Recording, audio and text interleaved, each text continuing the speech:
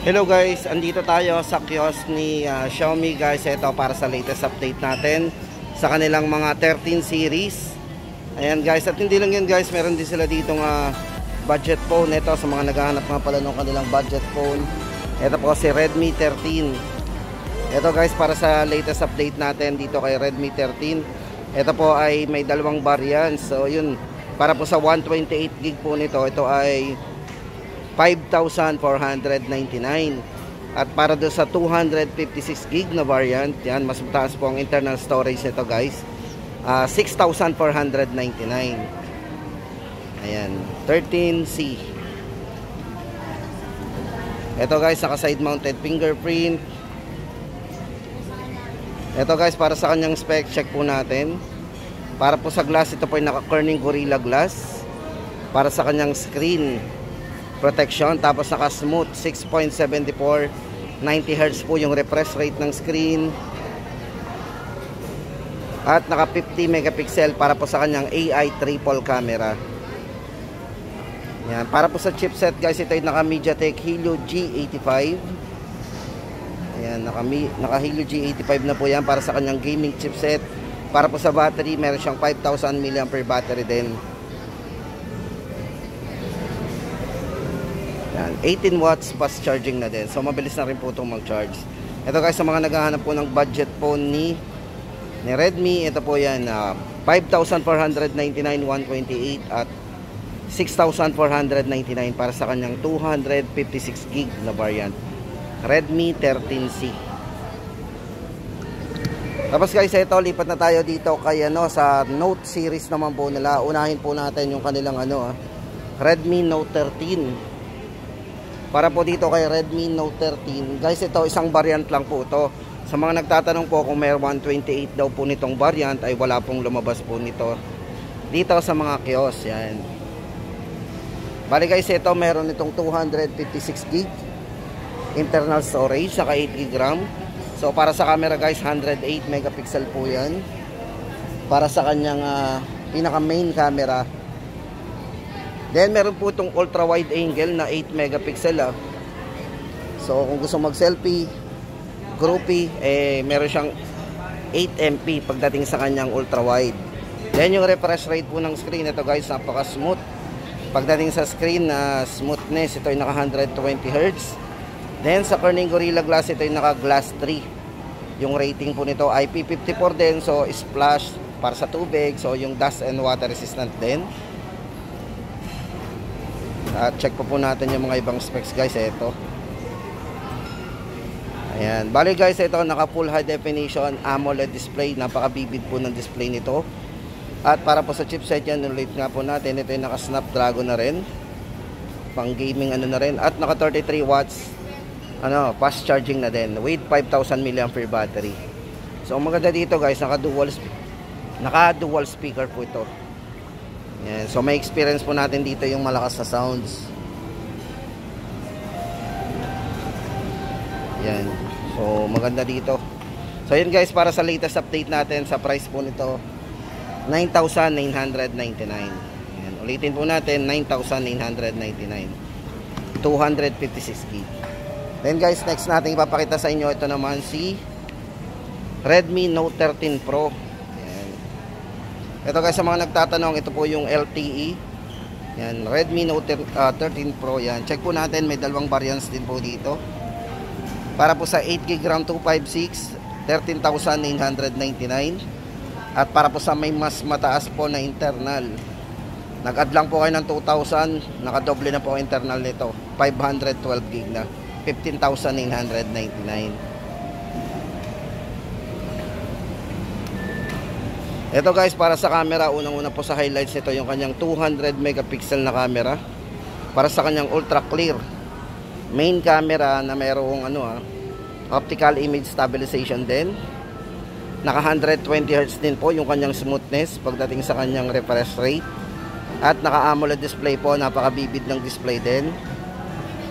IP54 at syempre guys, naka Corning Gorilla Glass 5 naman to. So mas mataas po yung rating ng glass nito. At para po sa chipset guys, ito gaming chipset, naka MediaTek Helio G99 Ultra. So yan, Check po natin yung kanyang 200 megapixel na camera.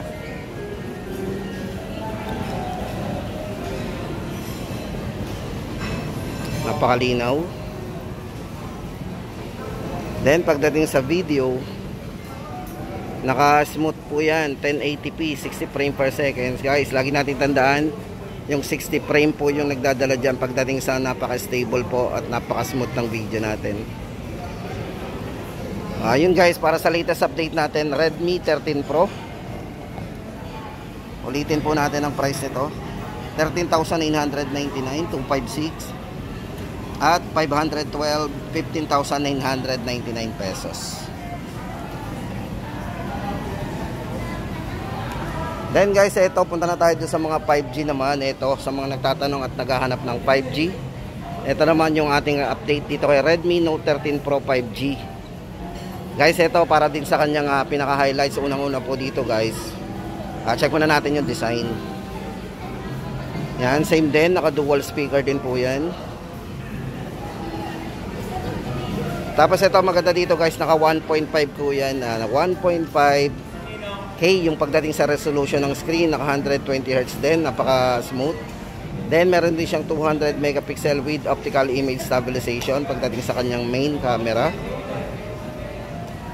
Yan, tapos check po natin massive with lossless zoom. Tapos pagdating po sa refresh rate yan, ulitin natin. Ito yung naka 120Hz, tapos naka AMOLED display din. Size ng screen naka 6.67. So usually guys, halos pare-pareho yung mga size ng screen nila, lahat 6.67. Then naka 1.5K resolution na din. Then pagdating po sa glass protection guys, ito ay naka IP54, then Corning Gorilla Glass Victus. Yan, para po sa kanyang premium durability. Yan, elevated design. At medyo mataas po ang battery nito guys, kasi ito ay naka 5,100 mAh battery. At para po sa chipset guys, ito ay naka Snapdragon 7S Generation 2. At napakabilis mag-charge kasi naka 67 turbo charging with 5,100 mAh battery. Yan. Para po sa security, yan, naka secure in-screen fingerprint. Dito na po tayo sa screen maglalagay ng ng unlocking. Yan guys, para sa latest update natin dito. Para po sa dalawang variants nito guys, ito na, check natin ang price. Para po sa 8GB RAM 256, 16,999.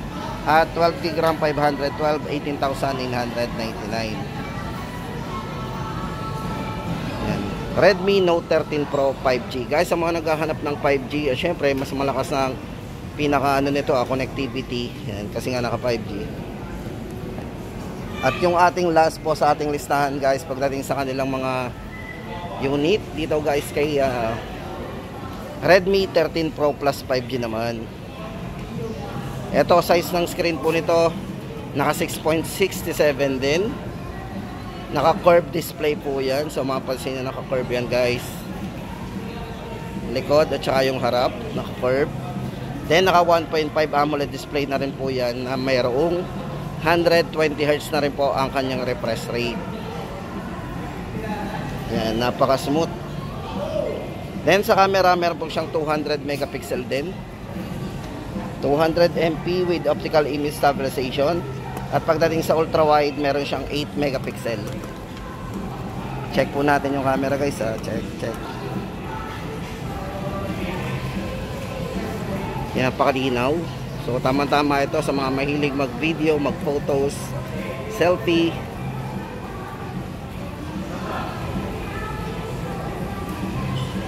Naka wide angle din po yan. At syempre guys, pagdating sa video, meron siyang mga resolution na pwede natin pagpilian. Like ito guys, check natin sa video, check natin yung video.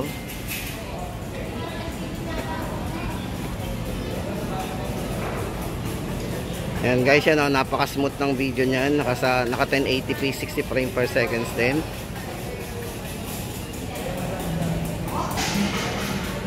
Dito guys, ito para sa latest update natin sa price nito.